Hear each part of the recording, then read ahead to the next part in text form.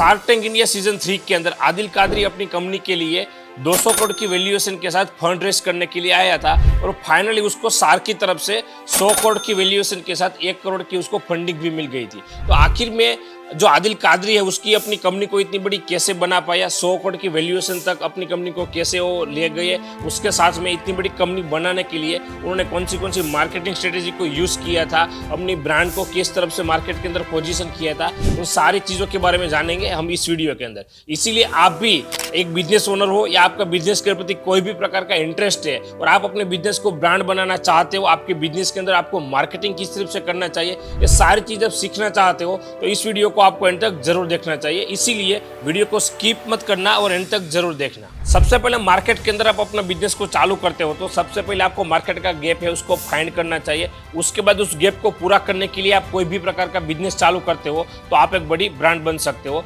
Same चीज की है आदिल कादरी ने। आदिल कादरी ने देखा कि मार्केट के अंदर ज्यादातर लोगों के माइंड के अंदर अत्तर एक पुरानी चीज हो चुकी है, यानी अभी कोई इतनी बड़ी कोई कंपनी नहीं थी, इतनी सारी कंपनी नहीं थी जो अत्तर को एक ब्रांडिंग की पोजीशनिंग दे सके। ये गैप को पूरा करने के लिए आदिल कादरी ने अपनी कंपनी को चालू किया था और आदिल कादरी ने सबसे पहले क्या किया, जो अत्तर है उसको लेटेस्ट डिजाइन के साथ, लेटेस्ट पैकेजिंग के साथ और लेटेस्ट फ्रेग्रेंस के साथ उन्होंने मार्केट के अंदर प्रोडक्ट को लॉन्च किया था। आदिल कादरी के सामने सबसे बड़ी चैलेंज यही थी कि अभी सबसे पहले तो लोगों को अवेयर करना था, क्योंकि ज्यादातर लोग अत्तर को यूज नहीं करते थे। तभी उसके सामने सबसे बड़ा चैलेंज था कि लोगों को अत्तर के बारे में बताए तो कैसे बताए, उसको किस तरह से यूज करने के लिए प्रेरित किया जा सकता है, उसकी मार्केटिंग किस तरफ से कर सकते हैं। बहुत सारी उसके सामने चैलेंजेस थी, लेकिन आदिल कादरी ने सबसे पहले सोचा कि मेरे को सबसे पहले लोगों के बीच में दिखना पड़ेगा। जितना ज्यादा मैं लोगों के बीच में दिखूंगा, लोगों को मेरी प्रोडक्ट के बारे में अवेयरनेस फैलाऊंगा, उसके बाद मेरी प्रोडक्ट की मार्केट में बहुत ज्यादा बिक सकता हूँ। इसीलिए सबसे पहले उन्होंने मार्केटिंग के ऊपर बहुत ज्यादा फोकस किया था।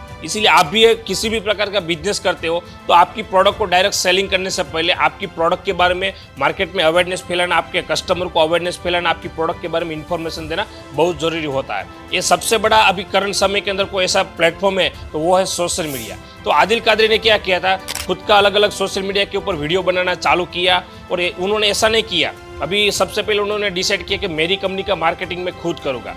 बड़ी बड़ी कंपनी क्या करती है, ब्रांड बनाने के लिए बड़े बड़े ब्रांड एम्बेसडर को लाते हैं, सेलिब्रिटी को लाते हैं, उसके थ्रू प्रमोशन करवाते हैं, फिर ब्रांड बनता है, चलता है, प्रोडक्ट में दम नहीं है, बहुत सारा पैसा खर्च करते हैं। क्योंकि आदिल कादरी को पता था कि मेरी प्रोडक्ट के बारे में जितना मेरे को पता होता है दूसरे किसी को पता नहीं होता।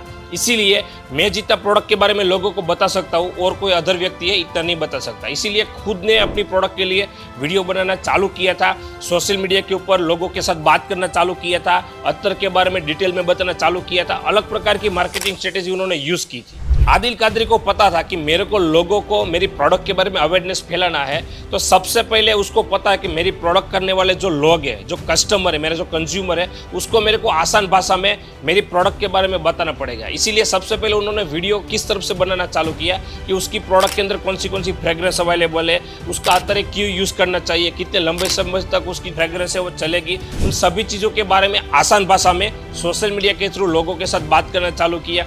उसके बाद लोगों का रिव्यू लेना चालू किया। सबसे बड़ा उसका एग्जांपल दे रहा हूँ कि अमेज़न के ऊपर उन्होंने बेचना चालू किया था, तो उन्होंने अमेज़न के ऊपर करीबन 3.8 का उसका रेटिंग था, लेकिन नंबर 1 सेलर बन गए थे। क्यों? क्योंकि लोगों को इतना अपनी प्रोडक्ट के बारे में बताते थे, इतना आसान भाषा में बताते थे, लोग उसकी प्रोडक्ट को एक बार जरूर परचेस करना चाहता था। तो उसकी वजह से धीरे धीरे उसकी सेल से बहुत बढ़ने लगी थी। तो उसकी जो पहले साल की सेल थी करीबन 5 करोड़ के आसपास हो गई थी और उन्होंने मार्केटिंग बढ़ाया। उसके बाद उसके अगले साल की जो सेल हो गई थी करीबन 10 करोड़ की हो गई थी, यानी डबल सेल्स हो गई थी। लेकिन आदिल कादरी इतनी सेल्स में रुकने वाला बंदा नहीं था। उन्होंने और मार्केटिंग करना चालू किया और ज़्यादा मार्केटिंग के ऊपर पैसे खर्च करना चालू किया और उसके अगले साल की जो सेल्स है उसको और डबल करके करीबन 20 करोड़ की सेल पे पहुंच गए। आदिल कादरी ने सबसे बड़ी गलती कहाँ पे की थी कि वो मार्केटिंग के अंदर बहुत सारे पैसे खर्च कर रहे थे। उसका पहले साल 5 करोड़ का, फिर 10 करोड़ का, फिर अगले साल 20 करोड़ का, यानी लगातार उसका जो सेल्स है वो बढ़ रहा था। लेकिन उन्होंने देखा नहीं था कि मेरा प्रॉफिट बन रहा है या नहीं बन रहा है। उन्होंने प्रॉफिट के पीछे देखा ही नहीं था, सिर्फ सेल्स के ऊपर बहुत ज़्यादा पैसा खर्च कर रहे थे और इसी की वजह से उन्होंने लोन भी ले लिया था, फिर उन्होंने मार्केटिंग में खर्च कर दिया और फाइनली उसकी कंपनी डेब्ट के अंदर आ गई थी। तो आप भी अपने बिजनेस के अंदर आपकी प्रोडक्ट या सर्विस के बारे में जब भी आप मार्केटिंग करते हो तो आपको सिर्फ सेल्स नहीं देखनी चाहिए, आपका टोटल सेल्स कितना होता है, उनमें से आपका नेट प्रॉफिट कितना बचता है, उसके ऊपर आपका फोकस होना चाहिए। क्योंकि आप सिर्फ मार्केटिंग करके सेल्स बढ़ा सकते हो, लेकिन जब तक आप अपनी प्रोडक्ट या सर्विस में से नेट प्रॉफिट नहीं बना सकते हो, तब तक आपकी जो कंपनी है वो प्रॉफिटेबल कभी नहीं आ सकती। इसीलिए आप एक बिजनेस करते हो या आप किसी भी प्रकार का सेल्स करते हो, तो आपको एक चीज हमेशा ध्यान रखनी चाहिए कि आपका सेल्स कितना हो, लेकिन आपका नेट प्रॉफिट कितना है, उसके ऊपर आपकी कंपनी की वैल्यूएशन है वो डिसाइड होती है। आदिल कादरी में से हम एक बात तो जरूर सीख सकते हैं कि जिस प्रोडक्ट के बारे में लोगों को इतनी अवेयरनेस नहीं थी, कोई भी लोग इस प्रोडक्ट को इतनी परचेज नहीं कर रहे थे, इतनी सारी कंपनियां भी नहीं थी, यानी इतना बड़ा मार्केट नहीं था, लेकिन आदिल कादरी ने उसको एक ब्रांडिंग की तरफ पोजिशनिंग किया और इतना बड़ा मार्केट को खड़ा किया। तो हम उनमें से एक बात जरूर सीख सकते हैं कि आपके पास स्किल है, आपके पास मार्केटिंग की स्किल है, बिजनेस धंधा चलाने की आपके पास स्किल है, तो आप कोई भी प्रोडक्ट या कोई भी सर्विस को लेके आप बहुत बड़ा धंधा है उसको खड़ा कर सकते हो। आदिल कादरी में से सीखने वाली दूसरी बात यह है कि उसकी जो मार्केटिंग स्ट्रेटेजी है। आदिल कादरी ने क्या कहा था कि आपकी प्रोडक्ट के बारे में आपको लोगों को बताना चाहिए, आपकी सर्विस के बारे में लोगों को आपको बताना चाहिए, क्योंकि आप आपकी प्रोडक्ट या सर्विस के बारे में जितना लोगों को बता सकते हो और कोई भी दूसरा इंसान या कोई भी सेलिब्रिटी आपकी प्रोडक्ट या सर्विस के बारे में नहीं बता सकते।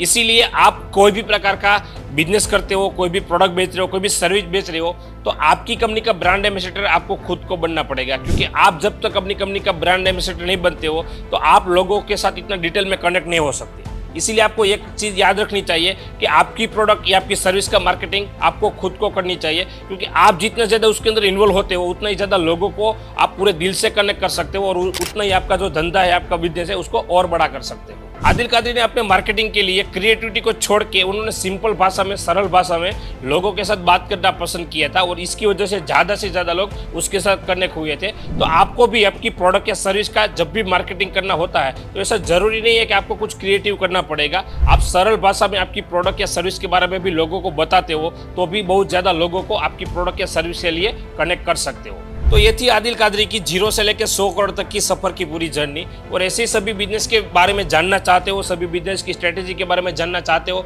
तो सबसे पहले इस चैनल को आपने सब्सक्राइब नहीं किया है तो चैनल को सब्सक्राइब जरूर कर लेना, क्योंकि इस चैनल के ऊपर अलग अलग बिजनेस की केस स्टडी, अलग अलग बिजनेस की मार्केटिंग स्ट्रेटेजी और आपके बिजनेस को कैसे ग्रो कर सकते हो उसके बारे में वीडियो में लाता रहता हूँ। इसीलिए इस चैनल को सब्सक्राइब जरूर कर लेना। और ये वीडियो आपको पसंद आया है तो वीडियो को लाइक और शेयर करना मत भूलना। और ऐसे नए बिजनेस लर्निंग के साथ मिलते हैं अगले वीडियो में।